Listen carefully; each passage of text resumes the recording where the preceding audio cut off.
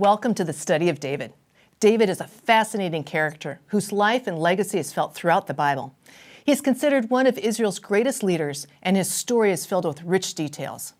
David is often seen as larger than life. His story is interesting because of his military victories, his leadership as the second king of Israel, and all his great adventures along the way. But when you look closely, David also teaches us about ordinary life, about friends and enemies, wives and lovers, government and religion, employers and employees, work and boredom, sickness and death. David teaches us how to see God in our everyday life routine, the sometimes boring parts of life. David's life is a lesson in honest spirituality, of faithfulness and failure that resonates and can teach us today. So, let's meet David. We pick up David's story in 1 Samuel chapter 16.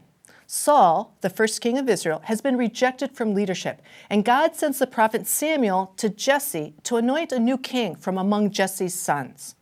So we read in 1 Samuel chapter 16, "The Lord said to Samuel, 'How long will you mourn for Saul, since I have rejected him as king over Israel? Fill your horn with oil and be on your way. I am sending you to Jesse of Bethlehem. I have chosen one of his sons to be king.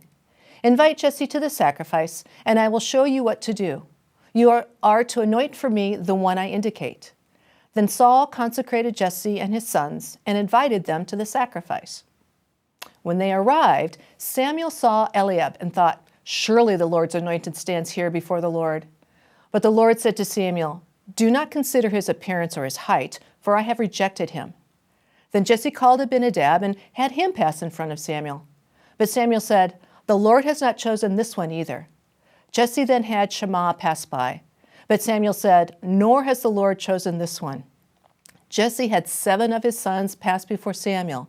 But Samuel said to him, 'The Lord has not chosen these.'" Jesse's sons had been brought out for Samuel to choose from. Eliab, Jesse's firstborn, has been groomed for leadership. He's the classic type A, gets things done, has all the advantages, but he's not chosen. Abinadab is the second son. As the second son, he's more diplomatic, able to mediate, understood leadership and how to work with his big brother who ordered him around. But he's not chosen.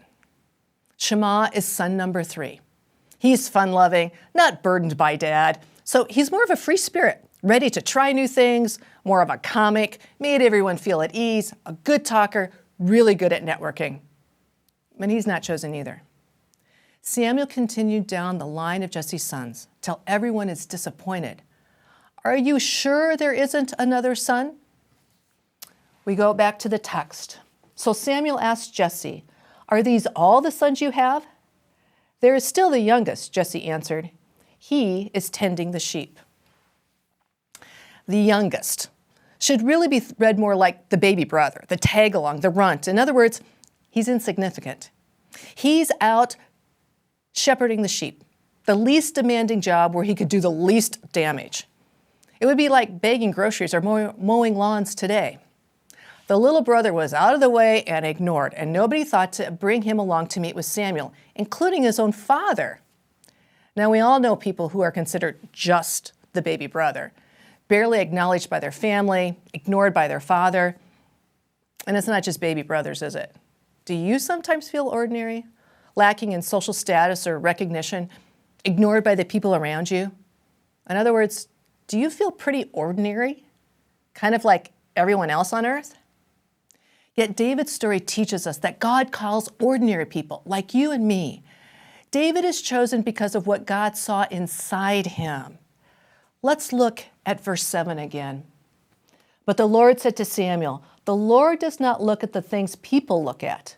People look at the outward appearance, but the Lord looks at the heart.'" Eliab, Abinadab, Shammah, and the other brothers looked great on the outside, but God looked at people's hearts. We recognize that David will have just as many character flaws as the next person, but we'll discover one thing that stands out in David's life: his wholehearted commitment to Yahweh, to God. David didn't chase after other gods. With that as David's center, God saw a person he could work with. When God calls us, it isn't by popular vote.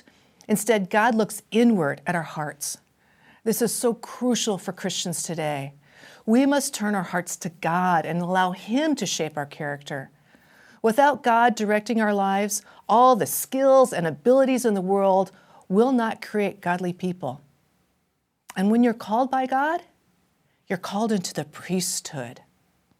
We read in 1 Peter chapter 2, "But you are a chosen people, a royal priesthood, a holy nation, God's special possession, that you may declare the praises of Him who called you out of darkness into His wonderful light."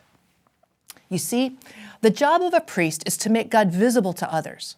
So when God calls you, you're to make God evident to others, regardless of your work, your race, your gender, your socioeconomic status, your politics, your education, or anything else the world uses to identify you or to limit you.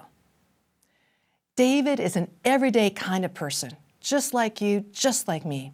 Yet God called him to lead Israel, and David was to make God's presence visible to others. Just like my grandma Banky. She taught me the power of prayer, of having a daily devotion in the morning. She supported and nurtured my faith by modeling it. Though she was the church organist for decades, she didn't consider herself a leader in the church. I inherited her prayer book after she died. In it, she had put mementos of the grandkids' weddings, cards from her family, the evidence of what she prayed for every day. Grandma was a priest to me because she made God visible. She made Him real. And we're called to do the same for the people around us. So when do we finally learn the name of the next king of Israel? It's the last verse in the story. Verse 13. Samuel said, "Send for him. We will not sit down until he arrives." So Jesse sent for him and had him brought in. Then the Lord said, "Rise and anoint him. This is the one." So Samuel took the horn of oil and anointed him in the presence of his brothers. And from that day on, the Spirit of the Lord came powerfully upon David. The one who was ignored and uninvited was finally named David. When we're born, we're given a name, not a number. Naming someone was meant to honor them. Our names are distinctive, a special part of our identity. We finally learn the new king's name, and the story begins. So some important takeaways today. God looks at the inner person, not our outward appearance as the world does. God calls us to make Him visible to others wherever we find ourselves in life. And finally, God calls you by name and into your unique adventure with Him. Now, I'd encourage you to check out the discussion guide, which also includes study suggestions and other activities. Thanks for joining us. And until next time, keep the faith.